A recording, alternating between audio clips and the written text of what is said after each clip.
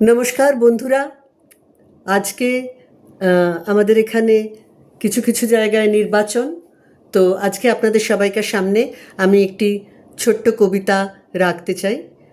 প্রাথমিকভাবে আমি এই কবিতাটি আমার সঙ্গীত শিক্ষক এবং আমার বন্ধু সুপান্থ বসু তার কাছে পাঠাচ্ছি। তারপরে সুপান্থ কী করবে সেটা সুপান্থ জানে। আমার যেটুকু দায়িত্ব সেটুকু আমি পালন করছি। আচ্ছা, কবিতাটি তাহলে বলেই ফেলা যাক। কবিতাটির নাম হচ্ছে সত্যম শিবম সুন্দরম।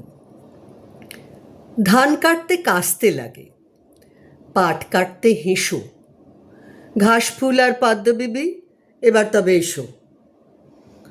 পেট ভরাবার দায় যে আছে সেটাই আগে মেটাই, তারপরেতে ঘর তুলব হাতুড়িটাই পেটাই। সেই ঘরেরই দাওয়ায় শুয়ে দেখব রাতের তারা। বলছি তোমায়, করেই দেখো, না হয়ে দিশেহারা। দিকহারাদের জন্যে থাকুক ঘাস পদ্ম ফুল, তোমার যেন ঠিক রাস্তা চিনতে না হয় ভুল। যেও না চলে ওদের সাথে দিকশূন্যপুরে।